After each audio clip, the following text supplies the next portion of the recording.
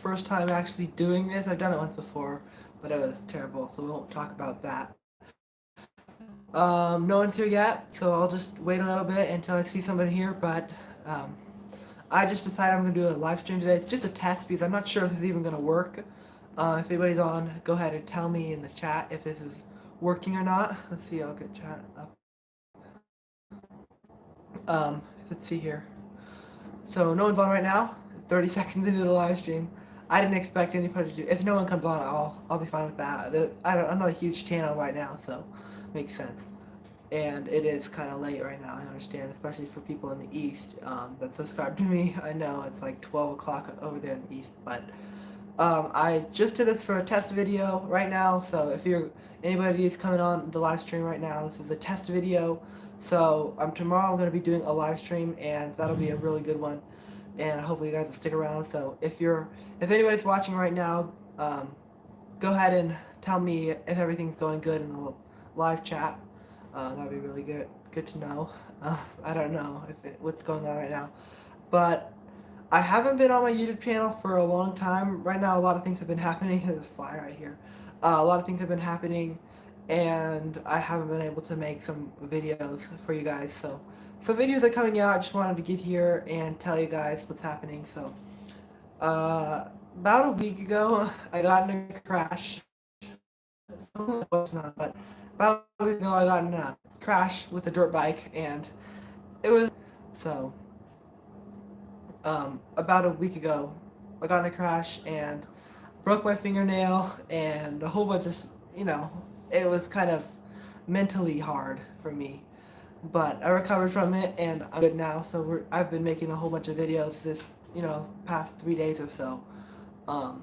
And it's been going good. So got a few things to talk about. If you guys have any questions, go ahead and feel free to put them on the live stream because I really would love to hear from you guys and see what you want to know. So any questions about really anything about me or about trapping, hunting, fishing, outdoors in general, I'm totally willing to answer those questions. So yeah, so right now what we're doing is I have a video that's coming out very soon, and it's going to be about crossbow hunting and stuff, so you guys really are going to want to see that video. I've been putting a lot of work into that one, and it's going to be pretty awesome. I'll show you the crossbow here. See, I just got this from a friend, and it's pretty cool. It's the Inferno Fury, if you guys want to see that. It's a really awesome crossbow. And I'll probably put the link for it in the description of the live stream after I finish this here. But it's a pretty cool crossbow, and I've been shooting it a lot. It's been doing some pretty cool damage, so I've really liked that. So I see we got 3 people on the live stream, which is, of course, not a lot, but thank you guys so much for tuning in. By the way, if you guys have any questions, if you're just getting on the live stream, feel free to tell me right now because, okay, so somebody just put up what kind of lures do you use. So, yeah, so I use Powder River Catcall, and that's from Craig O'Gorman, and that's a really awesome lure. You can find it on Amazon, so that's Powder River Catcall. I also use Powder River Paste Bait, that's also from Craig O'Gorman, and those 2 lures are absolutely awesome. They're dynamite, and I've just seen reactions from animals on trail cameras, and they absolutely love those lures. I also use a Gland-based lure, so that's a Bobcat Gland lure. Outdoor Mike, he's a really awesome guy, and he's got a YouTube channel if you guys want to check that out, and he showed you how to make a gland lure out of bobcat glands, so that one really helps in breeding season when they're interested in the rubbing reaction. So that one's a great lure. Any gland lure, if you can get a commercial gland lure or you can make it yourself, just a really good lure to have on the trap line.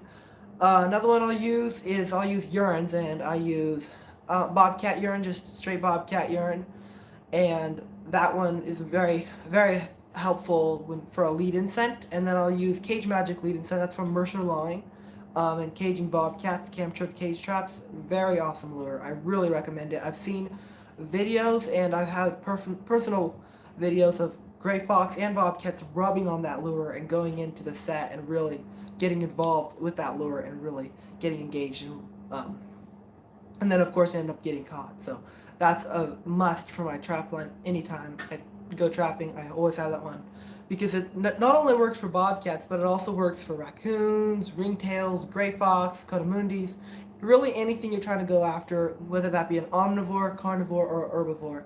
They love that for some reason. So that's like one of the most important things I have in my trap line. So I hope that answered your question. If you have any more questions, don't hesitate to ask, because I really love to answer questions like that. Okay, let's see. Okay, so how do you dispatch the animals and what do you do with the meat? So it just depends on what animal you catch. So a lot of times I'll use a catch pole, and it'll just restrict the blood flow of that animal. Most of the times I shoot the animals, if that's a gray fox or a coyote or a badger. And I love bobcat meat. Bobcat meat's absolutely awesome. I did a catch and cook a little bit back. So if you guys want to see that one's pretty cool. And it tastes like pork. It's just a great meat, and it really tastes good. If you just, grill it and put some grill seasoning on it for steak and stuff.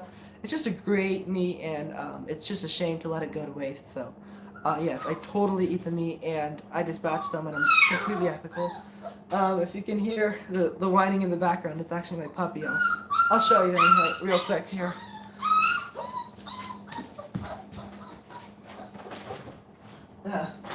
Okay. So we have a puppy here.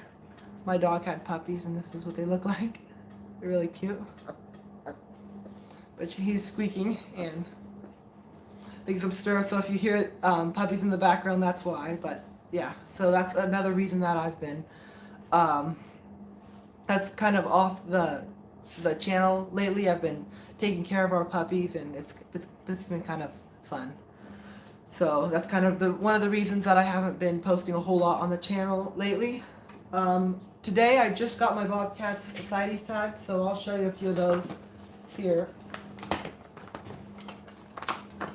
I kind of just did this a spur of the moment thing, so I didn't get everything prepared. So here's one of the bobcats. Really pretty one. See, here's the CITES tag. Yeah, it's a federal requirement, so if you don't have one on, then you can't sell your fur.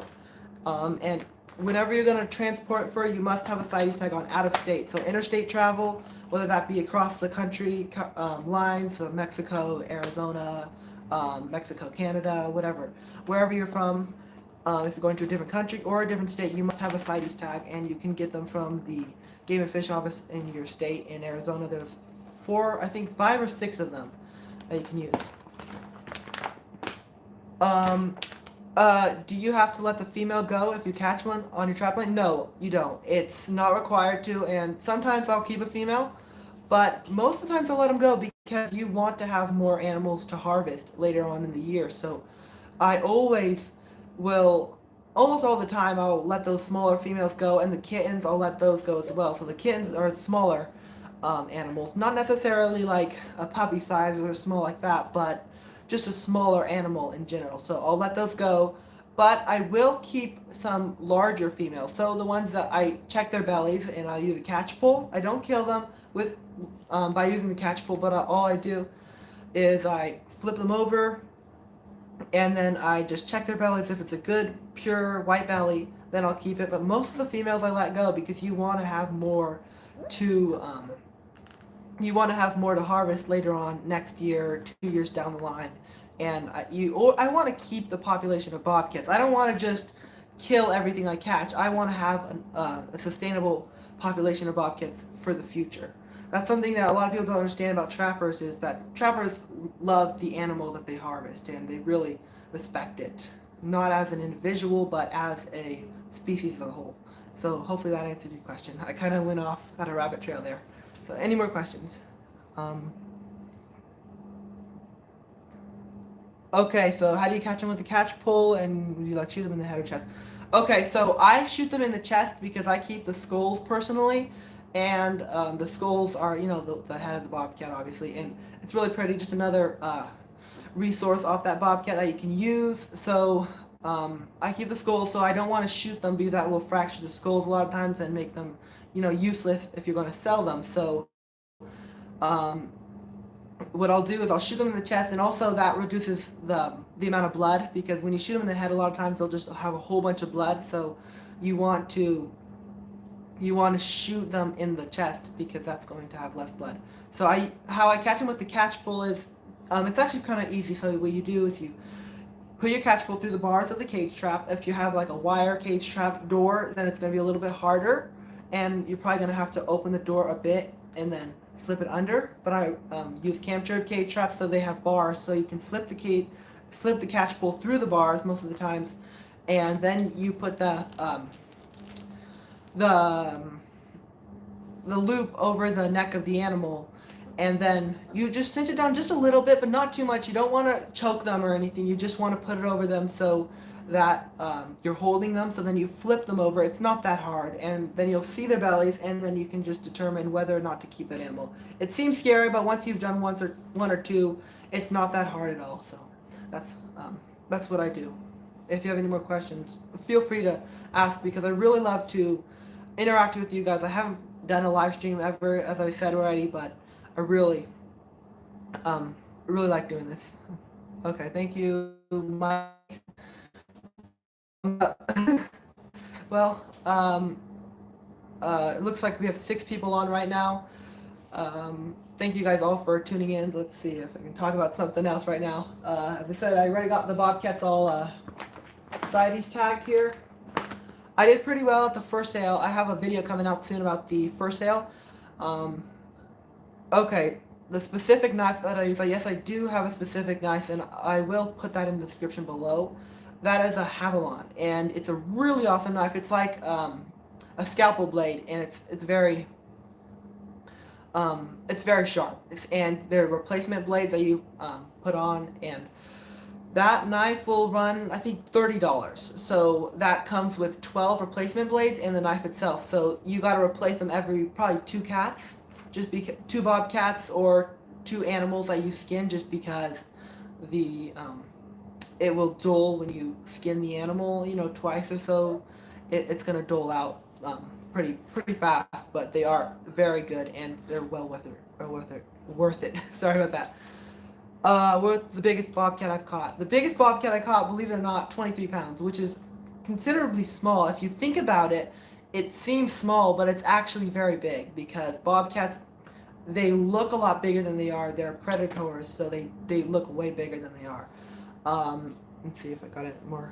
Wow. Yeah, so it seems like when you look at a bobcat, I would say the first time I ever saw a bobcat, I was like, wow, that must be like 50 pounds or something. But no, they're like 23 pounds, which is big.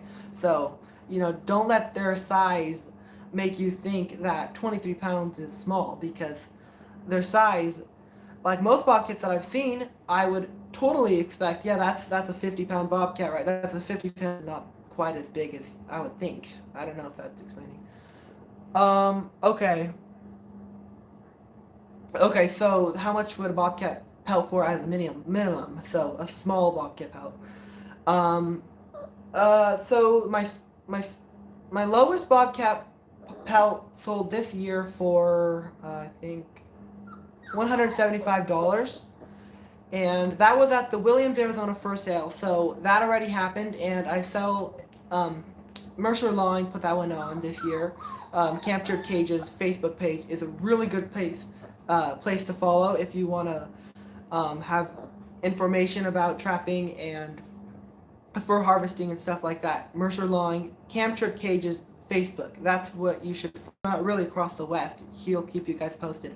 So Captured Cage's Facebook. Just look that up, and that's a great place to figure out where you're gonna sell your cats. I sold my cats, as I already said, in Williams, Arizona, the first sale. And that's how I did it. And I averaged $242 a cat. And as I said, I'll have a video coming out very soon of that whole process, and it'll be pretty cool for you guys to watch, I think, and it'll be really educational. So a small bobcat pelt, it just really depends on everything. So foxes will run, I would say, from southern Arizona, especially smaller foxes, will run $10 to $15, which is, low. The fox industry's really gone down since like the 80s. They used to be $70 a pelt, and back in the 80s, that's a lot of money. But now it's dropped significantly, and now it's $10, $15 a fox. However, for the bobcats, you can get as much as $400. So my highest bobcat this year went for $400. Um, and then coyotes, $10, $15 as well. You can, if you get good coyotes, then you can get $20. But it all depends on the heaviness of the fur, how thick it is. You know, if you're in a northern area with more snow and, you know, a colder climate, then obviously you're going to have thicker fur, which is going to be more expensive. And then it also depends on the width of the belly. They want white and black spots. You have very defined cats. That's very important. So that's one of the things. So if you have a really good cat, this cat right here, this cat would probably bring, sorry, my pup's getting off, $350 to $400. So because that's a better cat, wider belly, and it's like a semi-heavy plus. So that's what it is. Let me see if I can find some questions here. Let's see. I have caught, I think, 50 bobcats total in my whole life. So that's about as many as I've caught. And okay, so also a good place for trapping. So a good place that I've known, Southern Arizona is really packed with bobcats. So that's where I trap, southeastern Arizona. I'm not sure where you personally live, but Arizona is just packed with bobcats, one of the highest bobcat densities in the United States. So really anywhere in Arizona, I recommend places near mountains for sure, but it doesn't have to be. And I've caught a whole bunch of bobcats in the flats near residential areas, because not in foothill traps. Never use foothill traps near residential areas, but I know most of you guys are using cages. So you can use cages as close as you want to houses, as long as you're on legal land to trap. So I've caught bobcats really like 50 feet from a house, and I think you guys saw that in one of my videos earlier for a rancher. I was doing that. But yeah, you can be really close to houses, you can be really far from houses, you can be in the wild, or you can be right next to a rural area or a suburban area. So it doesn't matter. I think anywhere in Arizona, really across the West, bobcats are. I'll have a video about location for bobcats, specifically like the specific area for bobcats later on. But what I would say is, like the Santa Rita Mountains, a lot of these mountain ranges in southern Arizona are really good to try out for trapping. Um, and you'll probably catch a lot of bobcats in those areas. So I think a lot of the places in the West have produced really good bobcats. Northern Arizona produces some beautiful bobcats, and those will go $700-800 if you get nice, good, thick bobcats, because it's just a thicker and a colder climate up there. So that's what I know about that. It just really depends on your area. I can't tell what location specifically, because it just depends. But let's see. I don't know. I saw a comment. I can't rewatch it there. But as far as location, it really just depends on. It just depends on your area and where you are. Let's see. Okay, so thank you, Alice Ritz. Let's see, what was I gonna say? No, a bobcat has never attacked me when I let it go. They always just run away into the distance, and yeah. So I've never had a problem with them attacking me. I always have my shotgun, and my parents are there with me. So yeah, they're there, so I'm usually pretty safe. Okay. Okay, so would I use a pistol or like a firearm or rifle when I'm shooting an animal? So I would totally. I think it's fine either way. I would rather use a rifle, just because you get a better aim, and you can, get it closer up to that chest to get a good shot. So definitely use a rifle, but a pistol's just fine, and you can totally kill him with it. Just, make sure you have got a good shot on him, and you're not gonna make him suffer any more than he needs to. Let's see. I saw a comment. I can't keep up with these comments here, but what? Yeah. So when you're shooting an animal, I've shot fox, coyotes, bobcats, whatever it is. And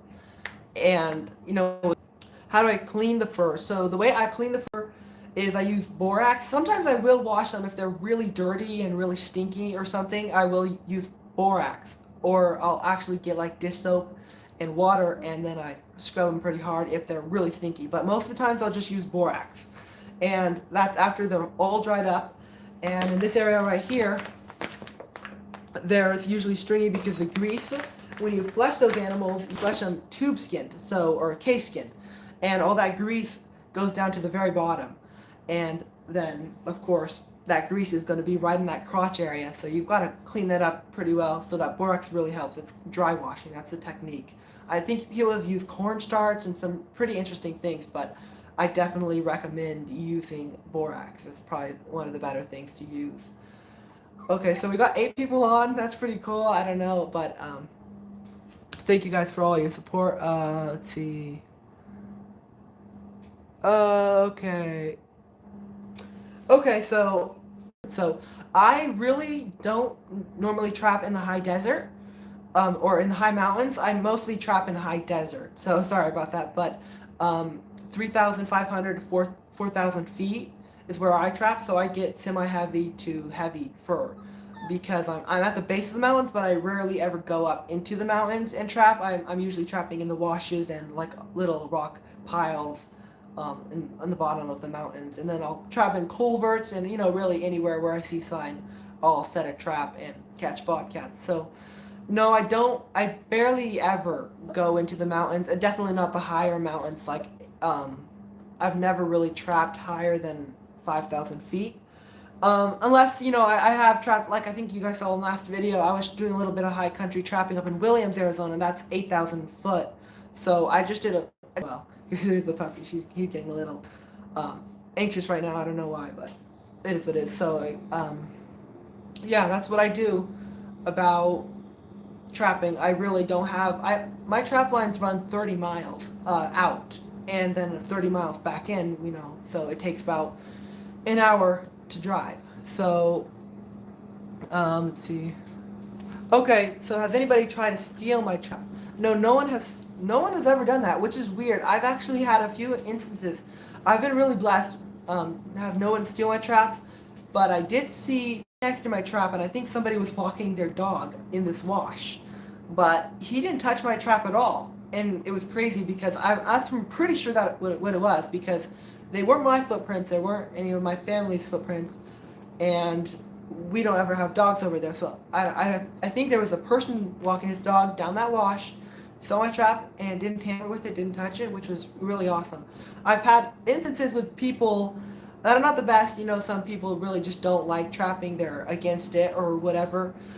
For whatever reason, like some beekeepers, the state trust land out here in Arizona, they were coming out of the state trust land, and I was going straight into the state trust land.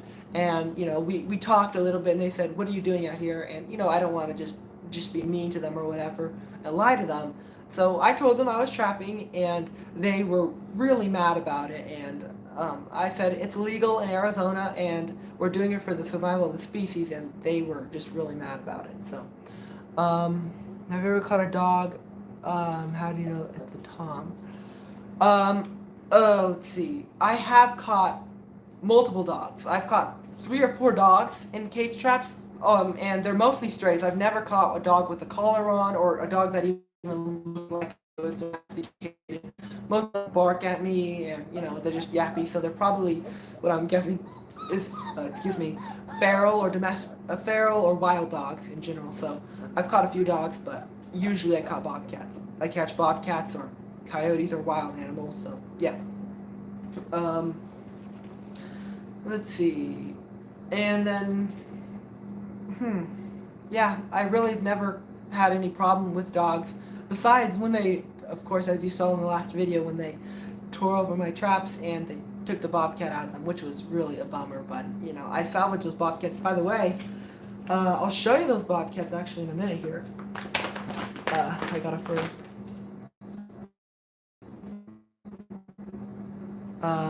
Okay, something that I must have in trapping. Okay, of course the traps and the location, because if you don't have good location, you're obviously not going to catch a cat. If the cat's not walking by your trap, you're not going to catch the cat. So that's very important if you're talking about that. But like something that you would have in your bag or something, you need to have something ready to dispatch the animal, which is a gun, or sometimes I use acetone for skunks, and that kills them. So it's just a lethal injection, basically. And I don't know why they don't spray that way, and they don't even get nervous when you inject that into them, but they don't. And that's one of the things. So a way to kill them, you have to have good location. Obviously, you have to have traps. License, you have to have a license. I mean, obviously, you're not going to be able to trap legally if you don't have a license. Um, but as far as like a specific tool, I don't know what I would say. I mean, lure is really important. You must have lure, I think, in order to trap animals to consistently and effectively, to have good lures. So I would recommend, as I've already said, Powder River Catcall, Powder River Paste Bait, Bobcat Gland lure, a Cage Magic leading set for Mercer Lawing, and then Bobcat Yarn. So those lures are essential. It doesn't really matter, I feel like, the lures you use, as long as they're made for bobcats by trappers, but you have to have lures. They're very important. So don't ever underestimate lures. They're very important.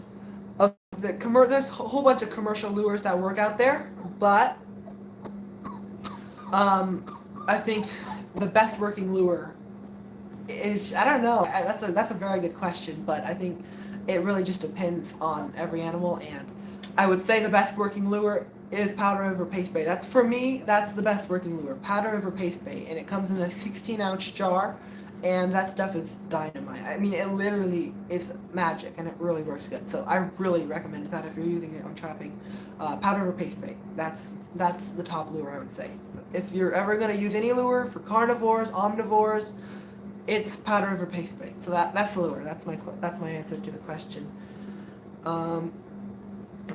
Okay, how do you spell that lure? So, Powder, powder, river, R-I-V-E-R, P-A-S-T-E, paste, and B-A-I-T, bait. Okay, so that's how you spell it.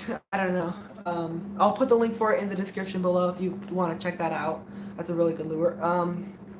Have I ever had a trapper complain about me being in their area? No, I've never had a trapper complain. Because I've never been in an area with another trapper. I've never seen anybody else's traps in the wild or, in nature or anything. So I've never had any competition. I've been blessed with that. I don't think my area is that saturated with trappers or people that are even out there hunting or whatever. So no, I've never had that problem. But good question though, because there are a lot of people that have that problem. And the right thing to do is, if you're there second, if somebody was there before you, just leave the area and you can find a different area. This is very important, Alice Fritz. So skunk lure or sweet bait. So that is actually good, because I also say skunk is an extremely important lure. It's a call lure, and I use it every single time. I forgot about that lure. That's very important. I definitely recommend using a skunk lure, because that's very important, and it's a call lure, and it arouses the bobcat's curiosity, probably more than any other lure there is. So skunk lure and Powder River Paste Bait on my top. Sweet lure, I don't think I've ever done sweet lure. I've used a little bit for raccoon and whatnot, but I'm not sure exactly what you're saying by sweet lure. Are you talking about meats or paste bait, or are you talking about like a different kind of sweet lure? Let's see. But yeah, I've never had. I don't think that there's too much difference between commercial lures. I think that any commercial lure is going to do good, but I really do like Powder River Paste Bait better than all the other ones. If there are any good ones, I think Powder River Paste Bait is one of the best. And then skunk lure is very important. I can't stress that enough. I've actually noticed a very big increase in my catches after I started using skunk, so I use that on every set. What brand of cage traps do I use? So I use Camtrip cage traps. They are the best cage traps. They've been beaten up, bruised, abused, and they've stood up to it all, and they've never had any problems. I love them, and they're just awesome cage traps. Mercer Lawing makes them, and Camtrip Cage's Facebook page, if you want to buy them, you can contact Mercer Lawing. He's just a great guy, and really is in it for the people and not just for himself. Okay, so Powder River Paste Bait. It's just Powder River Paste Bait. I'm sorry, I'm not sure if the audio is good or not, but it's Powder River Paste Bait if you want to know how to spell that. So that's very important. Powder River paste bait, and then a skunk essence, a skunk lure. And then the traps, camp trip cage traps. So those are the things that are probably the most important thing, obviously. I mean, you've got to have lure and you've got to have traps. Yeah, powder, you got it. Um, Sorry, I'm not very good at articulating everything right now, but yeah, and then camp trip cages as well. You're on a roll there. So I was going to show you the bobcat that was chewed up by dogs. There was two of them, but there was one that was way worse than the other one. So I'll go ahead and show you that one. Because I've got that one right here. I've got my whole rack right over here. Let's see here. Okay guys, so here's the bobcat itself. So it's actually pretty good. There is a little bit of stitching right here in the crotch area because that's where it got bit. I mean, it is what it is. And then you can see here it's a little bit matted up and it's different coloration. Yeah, it did fix up really well because, you know, it took a lot longer than I had anticipated. There was a lot more holes. But if you really take your time and you're very, you know, you're consistent with it and you don't give up, because there was a lot of times that I was like, is it really worth it? And at the end of the day, I think it's worth it. You can see it's just a really nice bobcat. This one will bring $250, $300. The reason it wouldn't bring more is just because it's got a narrower belly now that I stitched the belly up a little bit. So that's the reason. But yeah, that one I think. If you guys have any more questions, feel free to ask me, because I'm really willing to answer any of your guys' questions about the laws of trapping, about, you know, what stuff I use, where to trap, or anything like that. I'm totally willing to answer. Oh yes, okay, so I do use boards. They're stretchers, and Otis Latham from up there in Colorado, he makes them for me. I'm a good friend, and he's a really great guy. So he makes them, and he's a carpenter. He does a lot of cool stuff, but yeah, he makes them. Yes, I am selling those cats to sell next year as well, but so those boards that I use are Otis Latham, and I'll put the link for those as well in the description below. He likes to, if you text him or call him, that's the better way to do it. I tried to email him the first time that we ever talked, and he didn't ever respond. I don't think he uses email, so just use his phone number. So if you want to text him, I'll put that in the link in the description as well. So if you guys want to contact him if you want to buy any stretchers or stuff. Also, Top Lot stretchers, if you just look that up on the web, that's a really good place to buy stretchers as well. I use a lot of their stuff, and it's pretty good. That I did from this year. And he turned out pretty cool. And let's see. Oh man, they're coming up here. Let's see if we can find some questions to answer. Okay. How do I fix the coat up without ruining it? I don't know. Are you talking about the fur?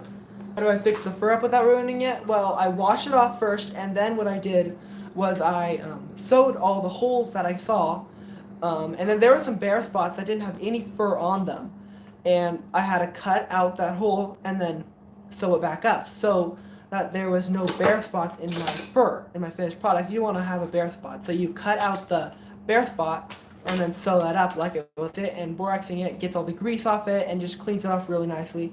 Oh yes, I am saving these cats to sell next year. Hopefully the market improves. I think it's pretty bad right now, but hopefully by next year it'll improve enough, and I'll sell these first. So yes, and I also use Otis's stretchers for the skunks, and they work pretty well too. I actually have a skunk. I didn't do it the right way. I did it first side out. You usually do them skin side out, but I did it first side out because I didn't have any better idea, and of course I didn't get the tail. It's my first time ever doing it, so you can see that's kind of what it looked like. It's a pretty skunk, but yeah, I kind of made a mess of it. Let's see.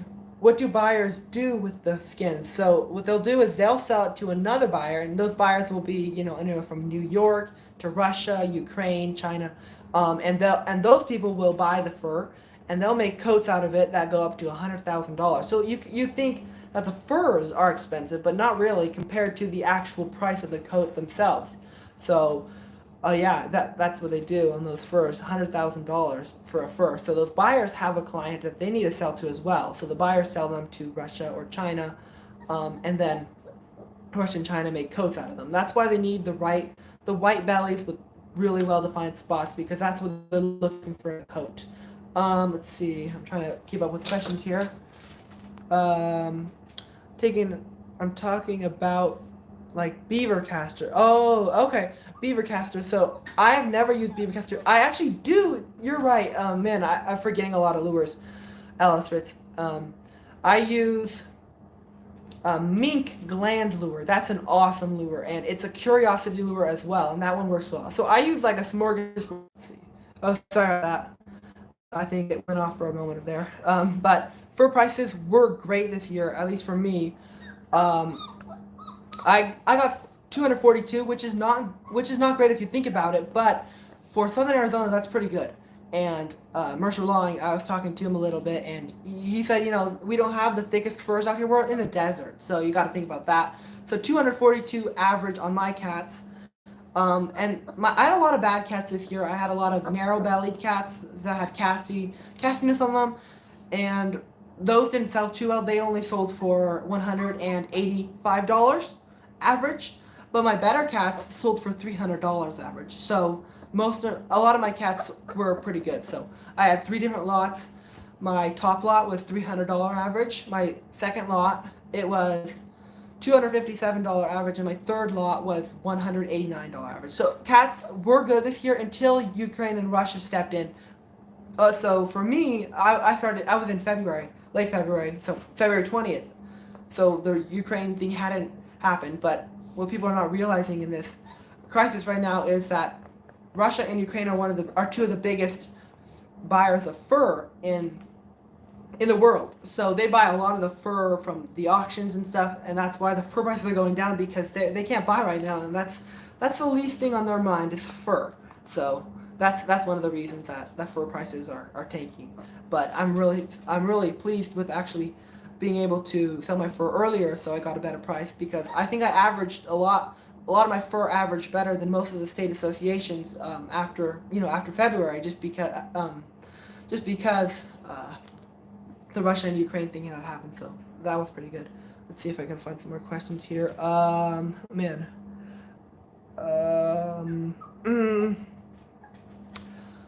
Let's see.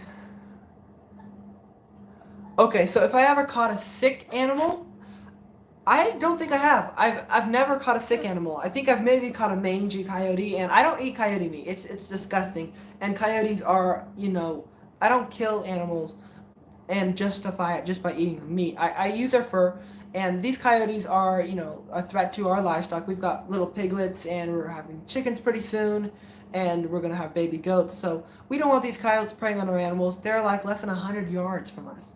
So we don't want that happening, and they're coming into our property and coming really close to our piglets. So that's why I kill them. And I don't eat coyote meat. I do eat bobcat meat, and most of it. And I've never had a sick bobcat as far as I'm concerned. And there's some jackrabbits and stuff when I have caught some sick jackrabbits and stuff. I usually throw away the meat. I might use their fur, but I throw away the meat because you don't want to die, if you know what I mean. But yeah, so if there is a sick animal, and I just probably won't eat the meat. So that's what it is. But I've never trapped anything that was sick, so I've never had that problem. Let's see here. Find any questions. Do you ever keep any of the furs? Yes, I keep almost all of my non-target animals. So that would be coyotes, foxes, skunks, badgers, all those animals, and I tan them and then use them for whatever decorations or something, and I might sell them, but most of the times I keep them because their furs, the price for them is kind of low, so I don't think there's any reason selling them, especially because I don't catch a whole bunch of non-targets out here in Arizona. So, yeah, but I've never really kept any bobcat furs, at least yet, unless it was like a casty one that wouldn't sell well, and I've never done that. so far, but with the bobcats. But I have done that with coyotes and the foxes and the stuff like that. Let's see. My favorite game meat to eat? Oh, that's such a hard question. Because I haven't actually, believe it or not, I've never eaten a deer. I've never even shot a deer because we've never got drawn. So that's kind of why I never had javelina because we got drawn, but we didn't get one this year either. So we have a video of that if you guys want to see that. It'll be coming out soon. Let's see what else. I think bobcat would totally be the best meat. It's really, really good. It tastes like pork. If you cook it right, it's one of the best meats you've ever had, even if you're considering steak and chicken and all those high quality meats. Bobcat's pretty close. So yeah, I think bobcat is the definite winner for me. Let's see here. Can we see any fox spots if you have it? Oh yeah, sure. I've got a whole bunch of fox here. They're very pretty critters. So you can see this one right here. This is how I do them. I skin them with their legs. They don't use their legs, but I just think it's a better deal if you just keep their legs on and everything like that.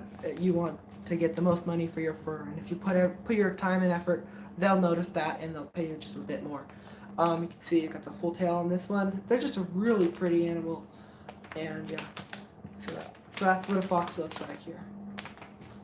Let's see if we got any more questions to. Do you self tan or send them to a tannery? So I have self tanned and some of them work and some of them don't. I don't know why, but I've never come up with a consistent method. So some of them are still, as you can hear, they're just fleshed and dried because I couldn't figure out how to tan them. But then some other ones, they work. So I'm probably gonna send most of this off and get this tanned by like mole. I don't know how to say it. Moyle, mole or moles or something like that. Tannery. So it's Moyoles, I believe, and that's a very common tannery. I'll put the link for that in the description as well. We're gonna have to go through this video and rewatch everything that I've said. That I'm gonna put in the link in the description, but yeah. I think that's the one I'm going to be sending them to because I think it'd be really cool to have a tan fox and a skunk and a coyote. Maybe I can make a garment out of. Yes, Moily Mink and Tannery in Idaho. That's the one. That's one. Wait, let's see here. What do you do with the animal's feet when you're done tanning? Oh, actually, when I'm done skinning. So I actually use their feet and the glands on the bobcat feet, there's on the bobcat pads of their feet, there's glands. So I'll cut those off, and then I'll put them in my jar, and then at the end of the season, I'll grind that all up, and then I'll use it as a gland lure for next season. So I use the bottoms of their feet, but then I actually throw the whole paw itself. I chop that off. With a pair of bolt cutters or maybe a hatchet or something, and I chop all 4 feet off, and then I'll use them as a bait or a lure in the back of the trap when I'm trapping. So I use basically every part of the bobcat. I use their meat, I use their urine, I get their bladder and use their urine for more attracting for the bobcats, and then I'll use their fur, obviously, and I use their feet, and then I use their head because I use their skull. So I use basically everything, and it's very satisfying, to use everything on the critters. Do you skin them in for or okay? Oh, so I never flipped my fur. Actually, the first coyote I caught, I flipped the fur, and it turned out fine, but it was just such a pain, so I never done that again. And I don't flip the furs. So yeah, short answer, I don't. With any animal, I don't do that with the foxes, coyotes, and the fur buyers have not noticed it, not even seen it as a problem, and I've never figured it as a problem either. It's been a lot easier and saved me probably a lot of grief by just doing it the way the people are gonna see it. So first side out, and I don't ever flip them. So that's a good question though, because I know some people do them the flipping way, the more traditional method, but I don't do that because I don't think it's necessary anymore. Let's see here.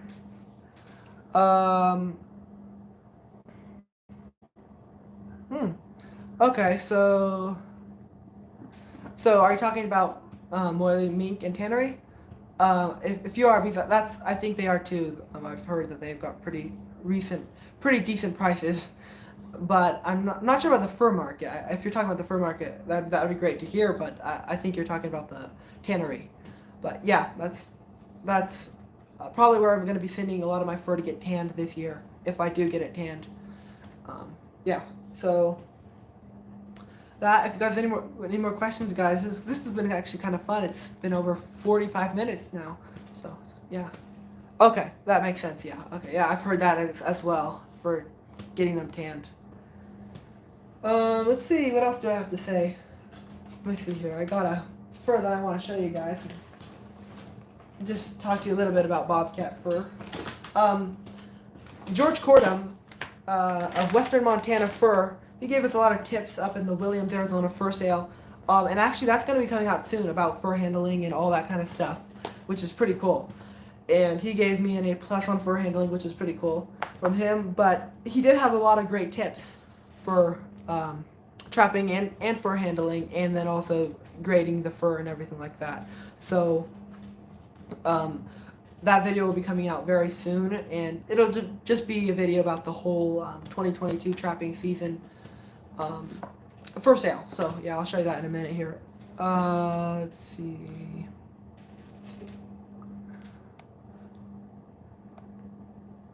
Okay. Oh yeah, so you did your fur out. That's pretty good. Yeah, that's what I did, and I was the first bobcat I ever caught. Somebody taught me how to do it and showed me how to do it. So I'm really thankful for them for showing me how to do it, and she had done it first sight out already. So I just kind of did that method, but it worked out. So I've never done it any other method after that. But I've been doing that for a long time with foxes and coyotes and skunks. Okay, my favorite. Let's see, my favorite store to buy traps, lures. Well, I use Amazon sometimes. It just depends on if you can find it on Amazon. A lot of times Amazon won't ship a specific thing. You just gotta kind of search around.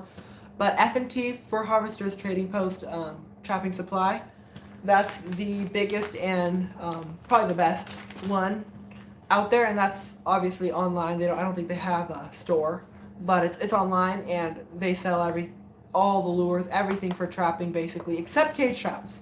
So I get my cage traps from Mercer Lowing, Cam Trib cage traps, as we already said.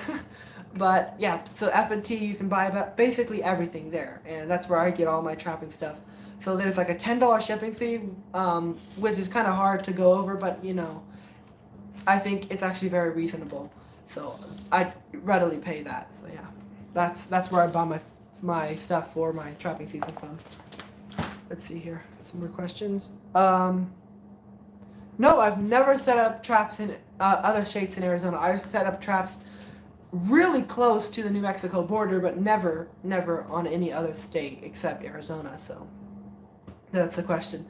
Yeah, and I trap a little bit near the White Mountains of Arizona sometimes, and sometimes I'll go over there and do some trapping, but they've got some really nice fur up there, nice gray fox and bobcats, but never ever trapped in any other state.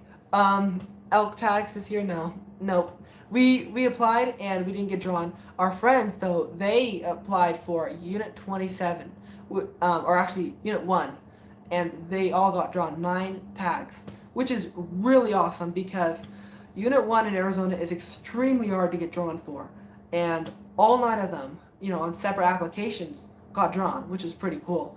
And I think it was for cow elk. But we're going to apply for deer, turkey, and javelina this year, and hopefully we'll get drawn for one of them because we really want to do a hunt this year, and we're going to try to do that. Yes, you have to get licensed in each state that you're going to trap. If you're going to be trapping in New Mexico, you got a New Mexico trapping license. If you're going to trap in Colorado, a Colorado trapping license, and then Arizona, of course. So if you're a non-resident in any of those states, usually the price will be more expensive. So in Arizona, the non-resident fee for trapping, so if you're from a different state and then you come to Arizona, then the price is $275, as opposed to the price, I believe, for a resident adult is $30, and the price for a youth, I think it's either resident or non-resident, is $5, or actually $10, I believe. So there's a big difference if you're out of state or in state, but if you're a good enough trapper, then you can definitely make it up with your first cat. So yeah. Okay, and probably gonna have to put this puppy away real soon here. He's kind of getting nervous here. I think he needs to go to bed. I'll be right back, guys.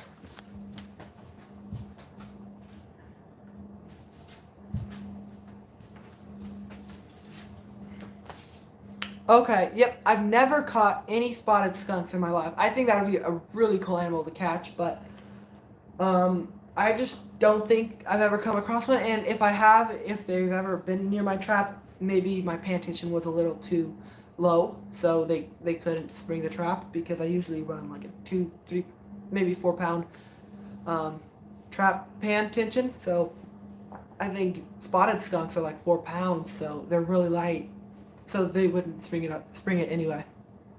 Yeah, they are pretty rare in Arizona. They're not that rare, but they are pretty rare. They're way rarer than the striped skunks. I was so surprised. You know, I didn't think we had striped skunks here in the desert at least, but we have a whole bunch of them out actually. Yeah. So yeah. Never come across, never caught a spotted skunk before. Sure would like to do it, but never have done that before. Okay, so this is actually getting quite late. Let's see, it's 10:34, so 10:30. That's pretty near my bedtime. I go to bed at like 11:30, so it's fine. If you guys want to stay on, I can do this for another hour or so. Thanks, Alice Ritz, for joining. It's pretty good talking to you. Yeah, it's really good just to interact with the subscribers on the channel. It's really nice to talk to you guys, and thank you guys for tuning in. Yeah, any more questions, I'd totally be willing to answer. So,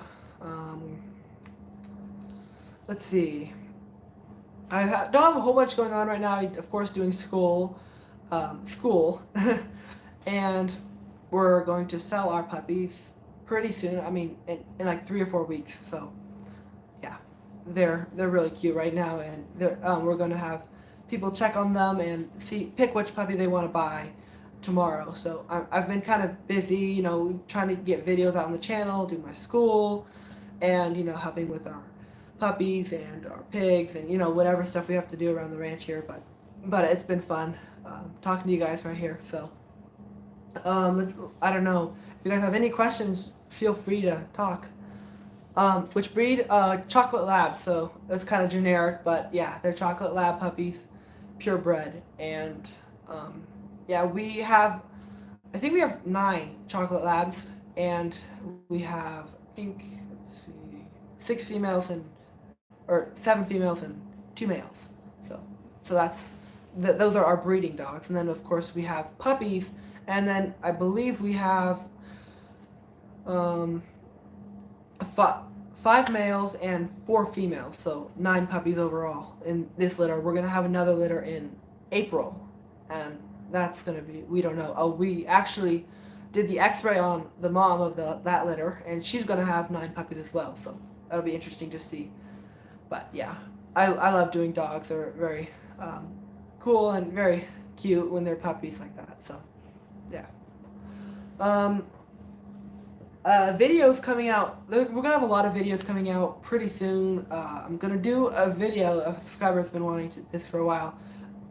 Just kind of blowing stuff up with my air gun, shooting a whole bunch of cans, and I'm going to be just doing really a fun video with my Beam and Commander air gun. I haven't done a whole bunch of videos recently about that, or, you know, even for like the last 4 months or so. But I'm going to get back into shooting a little bit more now that trapping season's out, and a lot of more hunting. So we're going to be doing some rabbit hunting, because rabbit season here in Arizona is year-round, so we can do as much as we want, and especially with air guns. But this crossbow here, we finally got it to work. It's been a struggle with this thing. I got it from a friend like 4 months ago, I believe, and we finally got everything for it. Got the cocking rope here, and the bolts for it as well. And then yesterday we did a whole bunch of shooting with it, and I took some videos of that, and that's going to be coming out on the channel soon as well. So that's going to be cool to see. And hopefully you guys will enjoy that because I've enjoyed shooting it really a lot. So yeah, I don't know. Let's see, hopefully you guys will like that. So I believe this is spring break for most people. I'm homeschooled, so I don't, have spring break really. I mean, I guess I get a lot of time off anyway when we go on vacation or whatever. But I think it's a spring break for most people. So I don't know if you guys have been doing anything cool, hunting, trapping, fishing, outdoors. We went camping. Last week was spring break for our friends, and we went camping out there. Rode some dirt bikes and did a lot of shooting over there, and I even set a trap for cotamundis, which is legal in Arizona. And I didn't catch anything though, but it was cool to try. How long have I been trapping? I have been trapping. Okay, this is good to know.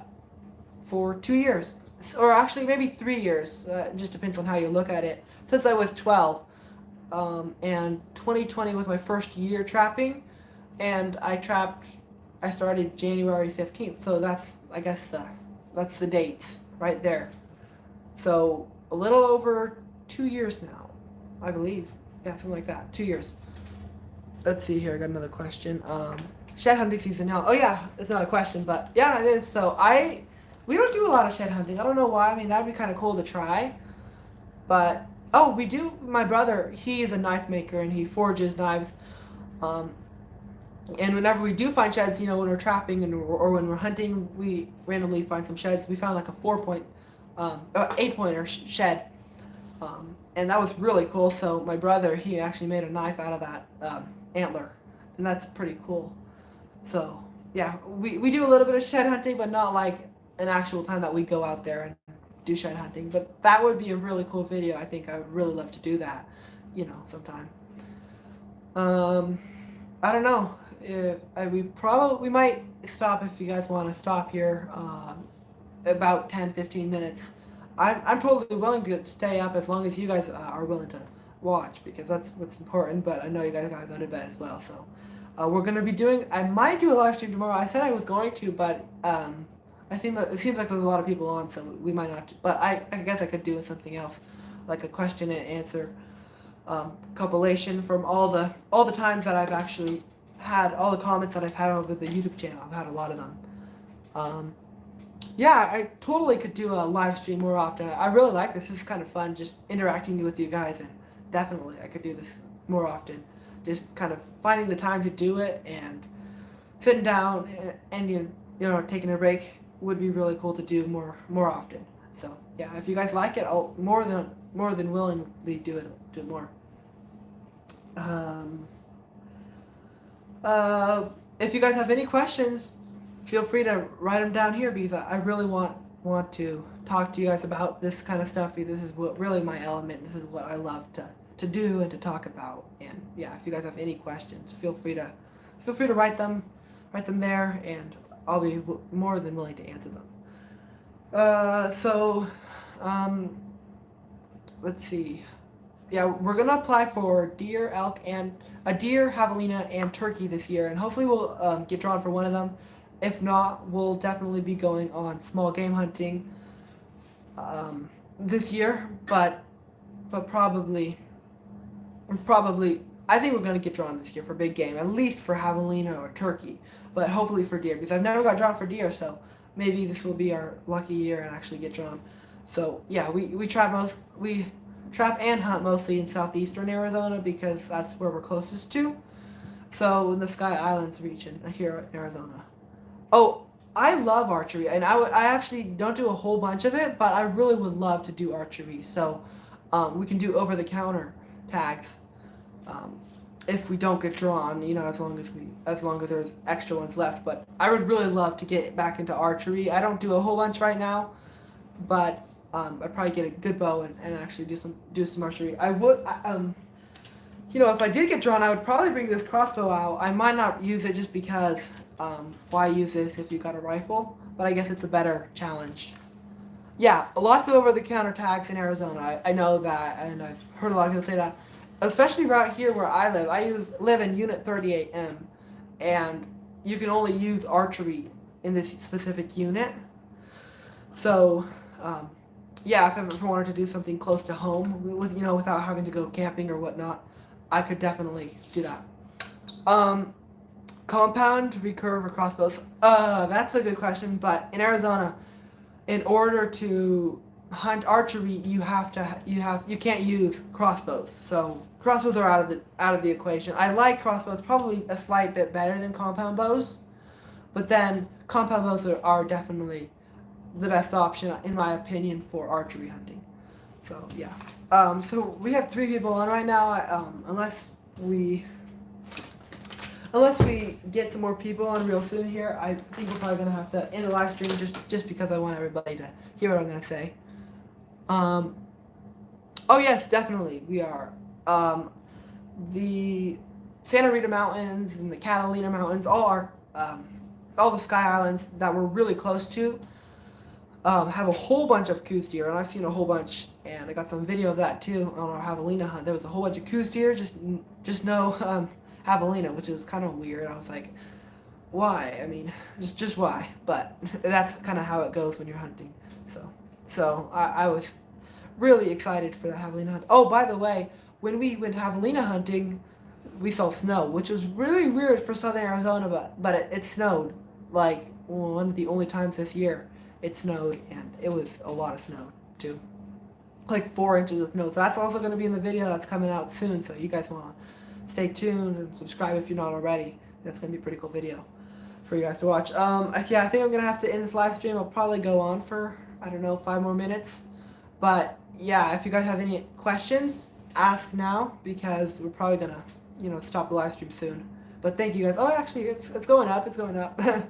But we've got 5 people watching right now. So yeah, any questions, guys? I really want to talk to you guys, and I really want some questions from you guys to answer, because that's what this live stream's all about, and that's what this channel's all about. Okay, let's see here. Yes, we are gonna butcher our own pigs. I don't know if we'll do a video of that. It's kind of graphic, and I'm not sure if YouTube would like that. But definitely, we're gonna butcher our own pigs. I don't think it's that hard. I don't know.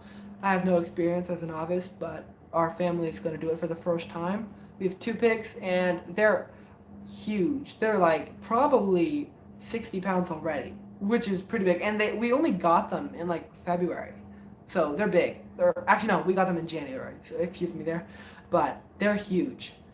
Have I ever gone duck turkey hunting before? Oh yes, I've gone turkey hunting, but not duck hunting before. We were going to go duck hunting in November, but we got sick with COVID, and and we couldn't go camping. So that was really sad. But we were going to go to our cabin up in the White Mountains, and there's a lot of duck hunting opportunities up there. And we had the decoys ready, the steel shot. We got our permits and our tags and licenses, whatever we needed to get. And we were so excited to do that, but we didn't end up doing that, which was kind of sad. But this year, I really want to do that, and that would be one of the biggest things on my bucket list is to go duck hunting, because we got a lot of good land up here in Arizona to do that. And then I have gone turkey hunting before, and we were successful with that, and that was so fun, and I loved that. My brother, my father, and me all got turkey. I think they were all males. They're all toms, but it was crazy because we were on the forest road, and we were just driving down. We had an unsuccessful stand, and it was fall turkey. We had an unsuccessful stand. All we saw was deer and squirrels all over the place, but no turkey. And we were really disappointed. And then we were driving down the road, and we saw a flock of like 30, literally 30 turkey, and they were all scrambling up the hill right beside the road. So we got out of the car, loaded the guns, made sure we were off the road, and like climbed that hill a bit, and shot, and we downed 3 turkeys in like a matter of like 10 minutes, and that was a really big adrenaline rush for me, my brother, and my dad. So that was so fun, but it, yeah, I have gone turkey hunting, so that was so fun. I wish I had had all the camera equipment and the video, if I could have videoed that, but that was in 2019 before I started my channel. So yeah. Oh, by the way, the channel has 260 plus subscribers, which is pretty cool. Thank you guys all for your support. That's great, and just thank you so much for all your support, and your subscription, just awesome. So thank you guys for that. We're pretty close to 300 subscribers, and it's not even, well, it's been just over a year since we started the channel, so I'm more than happy with that, and I'm so thankful for all you guys' support. Yeah, so we got 4 people on the live stream, so, you know, there was a few more people than that came back on the live stream, but I think we're probably going to have to close it up maybe in, let's just say 5 minutes. I'll probably be wrapping it up, so yeah, any questions, ask them now. So yeah, I'll be on here as long as you guys are on here, but I don't want to just be talking to nobody. So yeah. As far as, you know, other stuff in the summer is hardest part to go hunting, because it's just not a whole bunch of stuff that's open for hunting. I mean, we gotta go rabbit hunting and jackrabbit hunting, but other than that, there's not that much to go hunting for. I'm gonna do some ground squirrel hunting, some pest control out in our ranch and our horse pen. There's hundreds of ground squirrels, and we'll be doing a little bit of pest control with them. But I'm probably going to I'm probably not going to be doing a whole bunch of hunting this year, mostly shooting, and then I'll be doing some fishing as well, which is pretty cool. We have some community lakes near us, and that'll be kind of fun to do some fishing and catch some fish. So yeah, I don't do a whole bunch of fishing. I'm not a big fisherman, but I do a little bit of fishing, and I'll go fishing for catfish, trout, or whatever I can fish. I'm not big on fishing really at all, but yeah, that's what we do out here in the desert. Okay, so we got 2 people watching right now. Anybody else, if you guys want, if you have any questions, ask them now, because I'm gonna be going off like probably at in an hour and 10. At an hour and 10 right now. It's an hour and 8 minutes so far this live stream has been. So thank you guys all for tuning in. But yeah, we're probably gonna be having to turn the live stream off soon. So thank you guys for tuning in, and I've had a great time. I'm chatting with you guys, and good night. We're probably gonna close the live stream off like right now because there's one person on. But thank you guys so much. We're probably gonna be coming at you guys back tomorrow. We'll have an actual plan for tomorrow's live stream, and I'll have probably a better setup so we can talk to you guys a little bit more in depth, and it'll be probably a little bit earlier so then you guys can